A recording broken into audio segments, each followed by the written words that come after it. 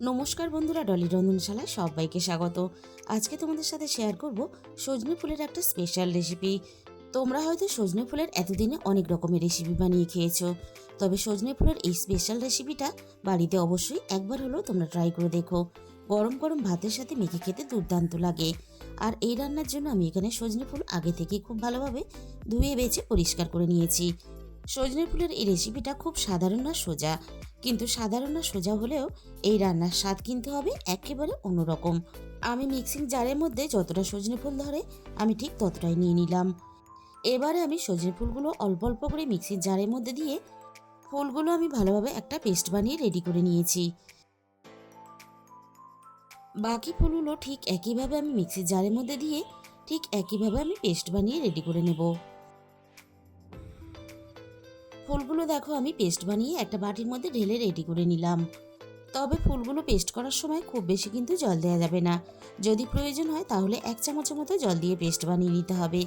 আর এই রান্নার জন্য আমি আগে থেকে একটা আলু ছোট ছোট করে কেটে নিয়েছি। আর এই রান্নার জন্য আমি 2 চামচ হলুদ সর্ষে আগে থেকে বেটে নিয়েছি। তবে তোমাদের হাতের কাছে কালো সর্ষে বা হলুদ সর্ষে যেটাই থাকুক না কেন সেটাই কিন্তু রান্নাতে ব্যবহার করতে পারবে। এবারে আমি রান্নার দিকে চলে এসেছি। প্রথমে আমি কড়াইয়ের মধ্যে প্রয়োজন মতো সর্ষের তেল দিয়ে দিলাম। তেলটাকে প্রথমে খুব ভালোভাবে গরম করে নেব।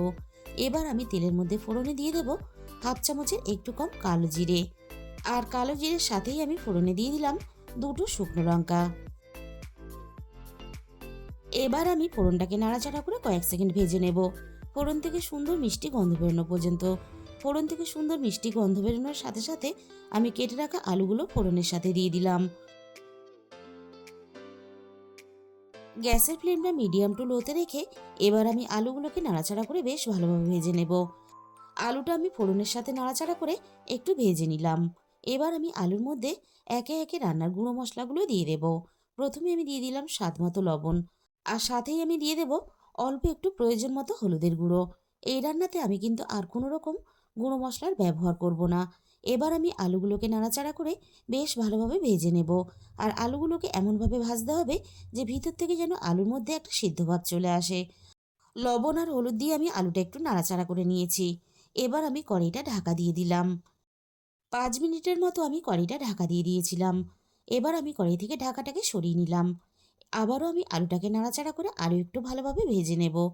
আলুগুলো ঢাকা চাপা দিয়ে আমি আরও একটু ভালোভাবে ভেজে নেব। আমি আবারও কড়াইটা ঢাকা দিয়ে দিলাম। এইভাবে একটু বারবার ঢাকা চাপা দিয়ে ভাজলে তাহলে আলুগুলো ভিতর থেকে সুন্দরভাবে তাড়াতাড়ি সিদ্ধ হয়ে আসবে। 2 মিনিটের মতো আমি কড়াইটা ঢাকা দিয়ে দিয়েছিলাম। আবারও একটু নাড়াচাড়া করে নিলাম। এবার আমি দেখে নেব আলুর ভিতর থেকে ভালোভাবে সিদ্ধ হয়েছে কিনা।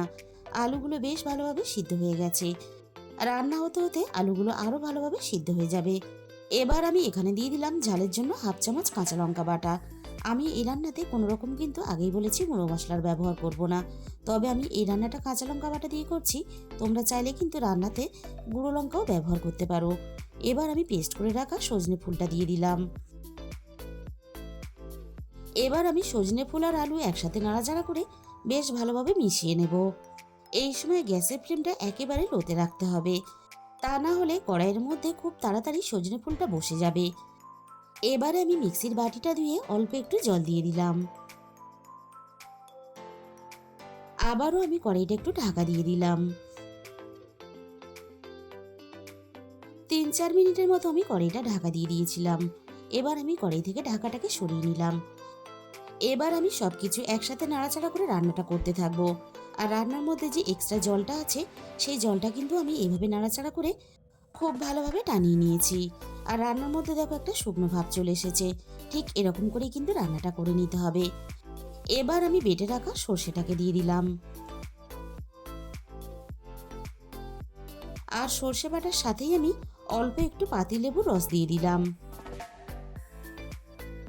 এবার আমি সর্ষে বাটা লেবুর রসটা নাড়াচাড়া করে বেশ ভালোভাবে মিশিয়ে নেব। আমি এখানে সর্ষে বাটা লেবুর রস ব্যবহার করেছি। তোমাদের হাতের কাছে যদি কাসুন্দি থাকে তাহলে সর্ষে বাটা লেবুর পরিবর্তে কাসুন্দিও কিন্তু রান্নাতে ব্যবহার করতে পারো। আমি বেশ ভালোভাবে নাড়াচাড়া করে একসাথে মিশিয়ে নিলাম। এবার আমি রান্নার মধ্যে স্বাদ মতো চিনি দিয়ে দিলাম। আর স্বাদ মতো চিনি রান্নাতে কিন্তু অবশ্যই ব্যবহার করবে। আর রান্নাটা এখানেই কিন্তু শেষ না। রান্নাতে আমি আরও একটা উপকরণ ব্যবহার করেছি। আমি রান্নাটা বেশ শুকনো শুকনো করে নিলাম। এবার আমি রান্নার মধ্যে 1 চামচ কাঁচা সর্ষের তেল দিয়ে দিলাম। আর সবশেষে এই কাঁচা সর্ষের তেলটা অবশ্যই কিন্তু রান্নাতে ব্যবহার করবে। এই কাঁচা সর্ষের তেলটা দেওয়ার জন্য রান্নার স্বাদ আর গন্ধ দুটোই কিন্তু বেড়ে দ্বিগুণ হয়ে গেল। বন্ধুরা, তোমরা যদি এইভাবে সজনে ফুল কখনো রান্না করে না থাকো, তাহলে সজনে ফুল শেষ হয়ে যাবার আগে অবশ্যই কিন্তু একদিন হলেও বাড়িতে ট্রাই করে দেখো। এর সাদার সুগন্ধে পুরো ভাতটাই কিন্তু খাওয়া হয়ে যাবে, আর অন্য কোনো রকম ডাল তরকারির প্রয়োজনই হবে না। আর বাড়ির ছোট থেকে বড় সবাই কিন্তু খেতে খুবই পছন্দ করবে। তাহলে বন্ধুরা, আজকের এই রেসিপিটা ভালো লাগলে ভিডিওতে একটা লাইক করে দিও, আর নিজেদের বন্ধুদের মধ্যে শেয়ার করে দিও। আর যে সমস্ত নতুন বন্ধুরা এখনো পর্যন্ত আমার চ্যানেলটা সাবস্ক্রাইব করনি, এরকম সহজ ঘরোয়া রেসিপি পেতে আমার চ্যানেলটা সাবস্ক্রাইব করে পাশে থাকার অনুরোধ রইল। তার সাথে সাথে পাশে থাকা বেল আইকনটা ক্লিক করে অল করে দিও। তাহলে আমি যখনই কোনো নতুন রেসিপি আপলোড করব, সবার আগে তোমার কাছে পৌঁছে যাবে। আর তোমাদের মূল্যবান সময় দিয়ে আমার এই রেসিপিটা দেখার জন্য তোমাদের সবাইকে অসংখ্য ধন্যবাদ।